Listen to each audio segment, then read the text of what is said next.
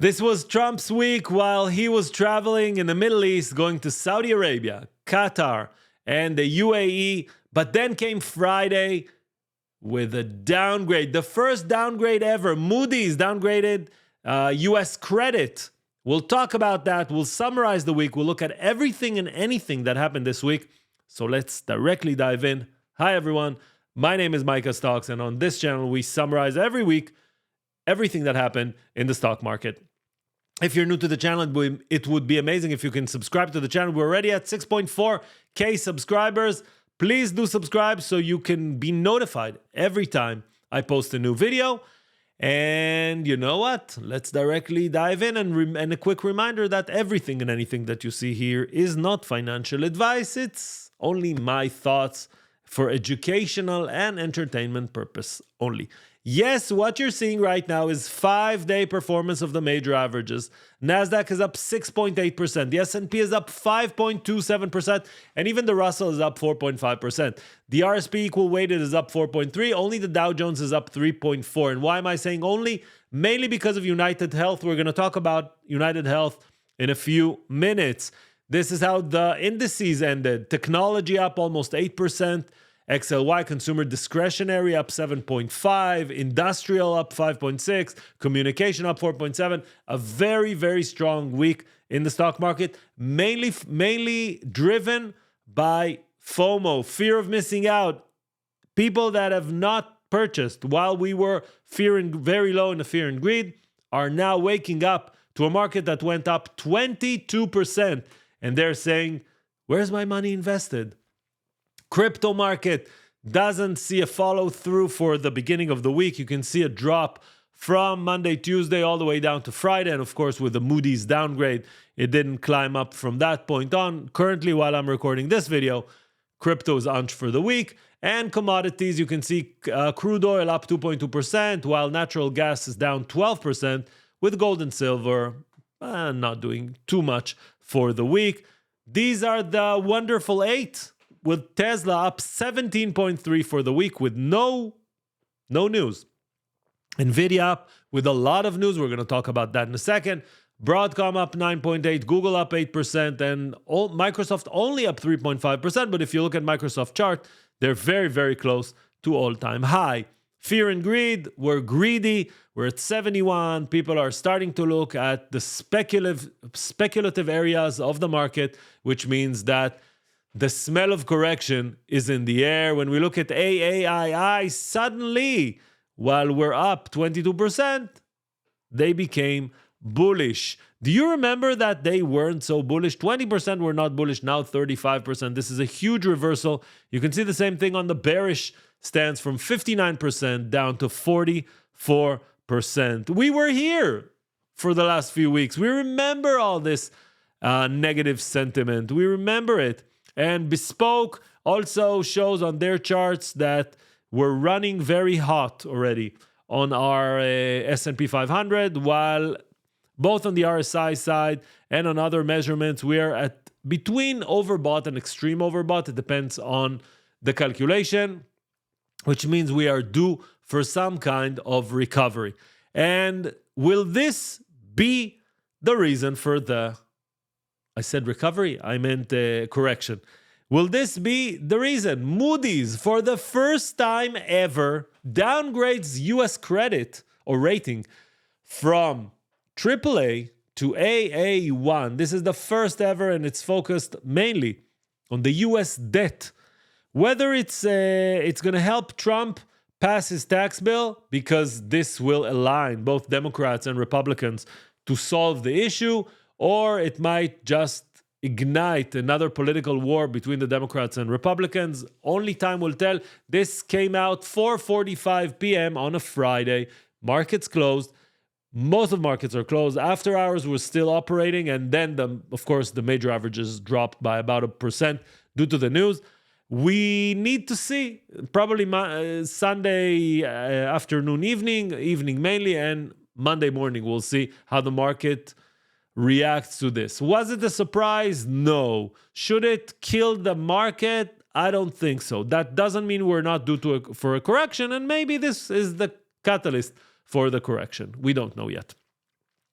The last few hours, Donald Trump tweets. I don't know what you do in Truth Social. You truth. So he truthed the following tweets. One blaming or telling Walmart that they cannot increase their prices due to tariffs. They should eat the tariffs.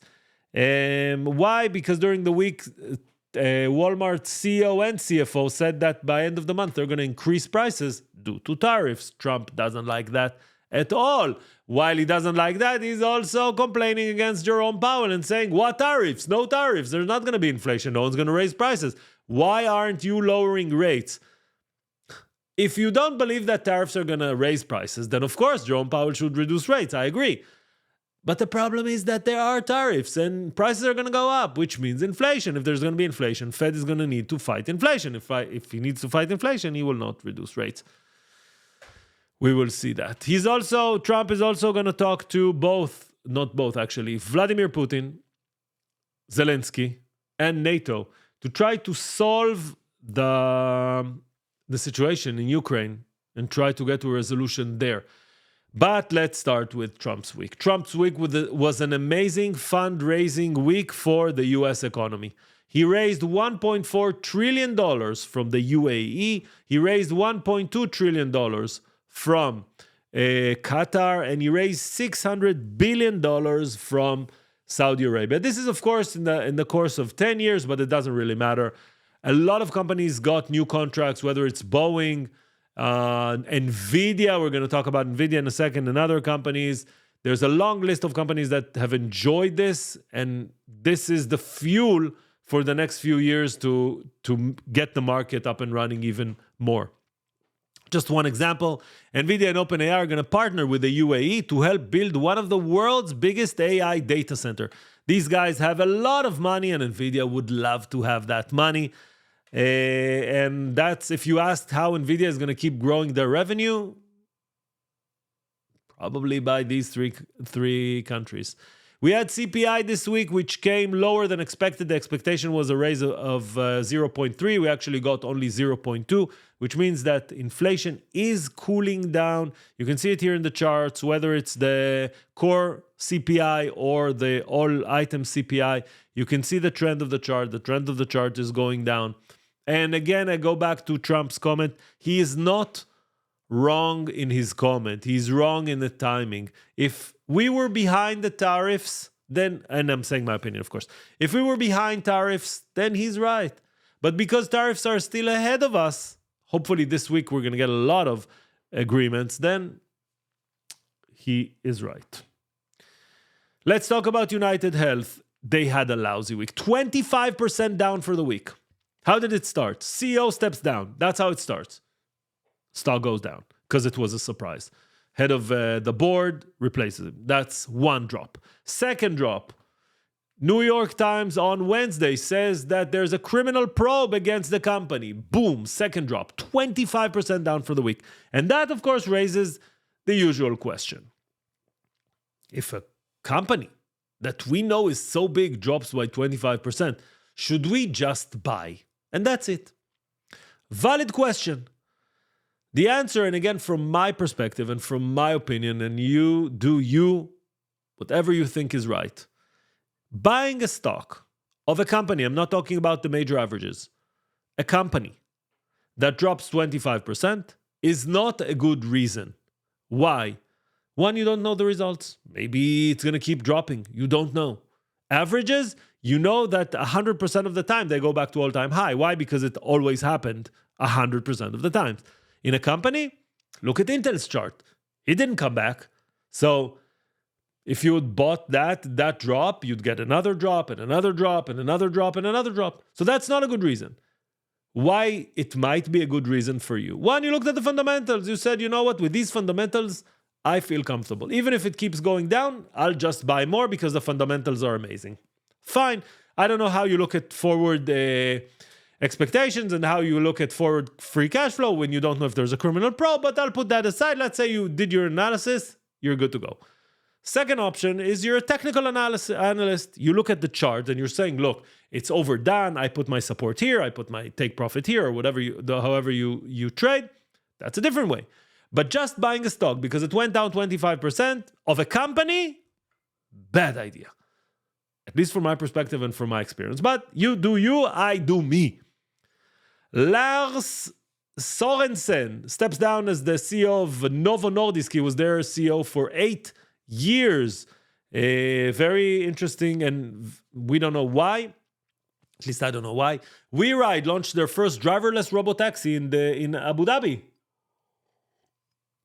And they want to keep expanding to more areas in the Middle East. Coinbase had a lousy week. It started with hackers, took 1% of their customer accounts.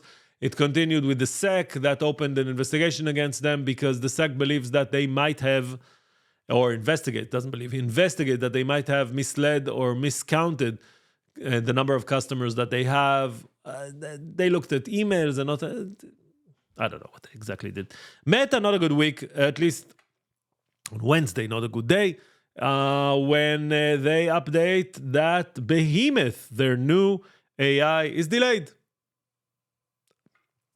I don't understand the drama, but the market didn't like it and the stock went down. Starbucks is looking what to do with their China operations, whether they're going to go franchise or they're going to do it in-house. Walmart, two things interesting. One, we talked about tariffs. Second, Walmart identifies that the future of shopping is not going to be the way people shop right now. There's AI agents, there are robots, things like that, and they're investigating. They're going to put a lot of emphasis in that, and they want to build it. They want to be the ones that conquer that. Very interesting approach from Walmart because they want to keep leading. Apple didn't come on the right side of Trump this week. He calls Tim Cook twice, not calling by phone, but calling by name, and saying that Apple cannot move all their manufacturing to India. Now, we don't know if he does that because he wants the manufacturing to come back to the US, or he says that because he wants to keep some of it in China. It's not really clear, but no doubt Tim Cook is not on his good side, and Tim Cook wasn't part of the 30 different CEOs that went with Trump to his Middle East visit. Dick's acquiring Foot Locker for $2.3 billion, $24 a share. Costco now offering buy now, pay later by Affirm. Affirm also has the same idea with the mattress firm. So you can buy now a mattress and split it into payments. And companies or actually retailers are starting to ship back things from China. Now the tariffs they have another 70 days, I think, until they'll go up again or something would happen, and they want to be ready for a holiday season. AMD announces a $6 billion share buybacks. AMD also one of the winners from the Middle East tour. Lisa Su was there as well. And look at Optimus. Tesla's robot is dancing in 1x speed and showing the world its capabilities. Now, if you are not a robot geek, let me quickly explain what you're seeing right now. The main idea of this video is to show or demonstrate the abilities, the motoric abilities of a robot. The biggest problem of a robot and scaling a robot business is the ability to produce a very, very stable robot with a lot of different joints and movements while keeping the price down. And Tesla is showing all these movements which are very, very difficult to have, and they're demonstrating their power in both engineering and, of course, dancing. So this is Optimus TikTok, if you want to try it out. And Hood acquires WonderFi, crypto platform from Canada. That's everything that happened this week. Let's look at who's reporting next week. These are the companies that are reporting this week. We're at the end of it. We're at the long tail of it, but we have a lot of retail now coming back. Monday, not a lot of interesting companies. Tuesday, we get Home Depot and Amer Sports, which is Wilson. Tuesday, after the bell, we get Palo Alto and Toll Brothers. Wednesday, we get Baidu, Chinese, Target, TJX. We hear from Wix and Xpeng. Wednesday, after the bell, we hear from Snowflake and Zoom. Also, of course, other companies as well, like Urban Outfitters. Thursday, we hear from Analog Devices, BJ's, Advanced Auto Parts, and others. And after the bell, we hear from Deckers, Workday. And Friday, not something interesting. No, we don't have anything on a calendar.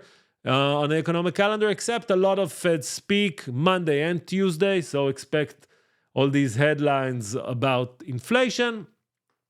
And that brings us to the chart of the S&P 500, which went up from April 7th all the way to May 16th, 22%.